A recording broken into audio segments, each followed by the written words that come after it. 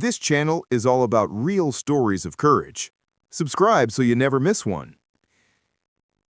And on a fog-coated morning at Coronado's training pier, such a moment unfolded with the precision of a lesson no textbook could ever teach.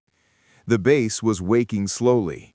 Gulls circled overhead. Waves slapped against the worn wooden planks, and the recruits of the pre-selection program lined up for their first water competency evaluation.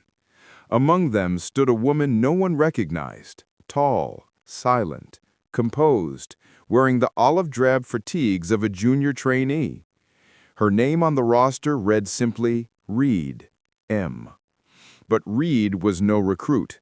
Commander Meyer Reed had spent 16 years in the teams, earning a reputation for calm leadership under pressure and an unmatched mastery of maritime operations. She had returned to Coronado under direct orders, assigned to quietly assess discipline issues within the incoming candidates and the cadre overseeing them. No fanfare, no announcement, no salute. She preferred it that way. Yet not everyone valued quiet composure. Petty Officer First Class Grant Tanner strutted along the pier like he owned the waves beneath it. Known for his bravado and blistering temper, Tanner believed respect was earned through intimidation, not character. The moment he saw the new girl standing at the edge of the dock, hands behind her back, eyes fixed on the horizon, he smirked. "A little early for sightseeing, rookie," he barked. She didn't respond. And that silence, to a man like Tanner, was unforgivable. He stepped closer, grin widening. "Better stay sharp. First swim will eat you alive." Still, she didn't move. And so, with the full arrogance of someone convinced of his own superiority, he did the unthinkable. The splash echoed across the pier, a sharp, disrespectful slap against the quiet morning. Recruits froze. Even the gulls seemed to pause mid-circle. Commander Reed finally turned her head. Her expression didn't show anger, only a measured, surgical kind of disappointment. Tanner snorted. "What, too cold for you?" Reed spoke at last. 4 calm words. "Step back, Petty Officer." He laughed, a hard, barking sound. "Or what?" What followed lasted less than 3 seconds. Reed pivoted, planted her heel, and executed a controlled arm redirect maneuver so fast that Tanner didn't have time to blink. His center of balance evaporated. His boots lifted off the pier, and with a single decisive movement, she redirected his own momentum and sent him crashing into the freezing Pacific. The crack of his body hitting the water was louder than the splash he'd thrown at her. Silence. Total. Stunned. The rookie had just dropped a petty officer into the bay without raising her voice. Tanner surfaced thrashing, sputtering, shivering from the shock as he struggled to hold on to the ladder.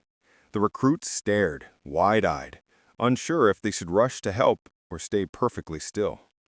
Reed didn't move from her stance. She observed Tanner with the composed neutrality of a surgeon examining the results of a procedure. Chief Instructor Harris arrived seconds later, boots pounding the planks. "What on earth is happening here?" He stopped mid-sentence. Reed had turned fully toward him, shoulder squared, posture unmistakable. Harris's eyes widened. He knew that stance. He'd seen it once before, years ago, when Commander Meyer Reed briefed his platoon before a critical maritime interdiction. And now, here she stood, disguised in trainee fatigues, while one of his own cadre officers floundered in the water. "Commander!" he breathed. The recruits gasped. Tanner froze on the ladder. Reed gave a polite, restrained nod. "Good morning, Chief." Harris's posture snapped into an involuntary salute before he caught himself, remembering she was under cover. "Petty Officer Tanner," Reed called out. "Climb up." He obeyed instantly, dripping, humiliated, and pale with realization.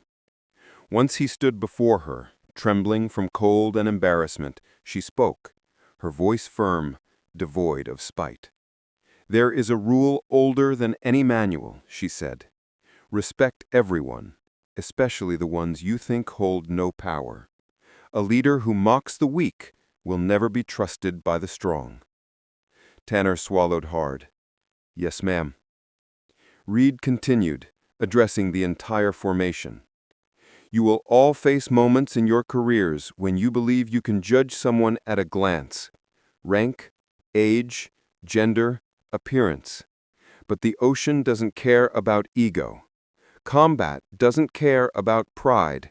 And character," she paused. "Character is revealed in how you treat the quiet ones." The recruits stood straighter. Even Harris appeared moved. Tanner's humiliation was not the point. The lesson was. Reed finished softly. "Strength without humility is just another form of weakness." It was the kind of line they would remember for years. News of the incident traveled across Coronado faster than any official memo. By noon, instructors whispered about the rookie who threw Tanner into the bay. By evening, senior officers had pieced together the truth. The incoming SEAL captain had arrived without announcement, and the first person to test her patience had paid the price with a freezing swim. In the weeks that followed, discipline among the cadre sharpened like steel. Recruits stood taller. Jokes at others' expense faded. Tanner himself transformed, quieter, more deliberate, humbled by the moment that had stripped him of arrogance far more effectively than any reprimand on paper. And Reed?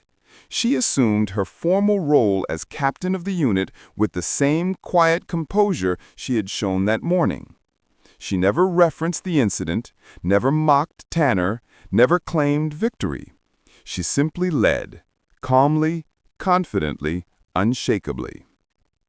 Years later, when new trainees arrived and began their first hesitant steps along the pier, older operators would point to the far end of the dock and say, "That's where the lesson happened, where a leader proved that true strength doesn't shout."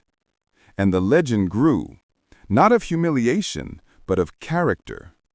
Commander Reed herself summarized it best when she addressed a graduating class 2 years later. She didn't mention names, she didn't mention the water.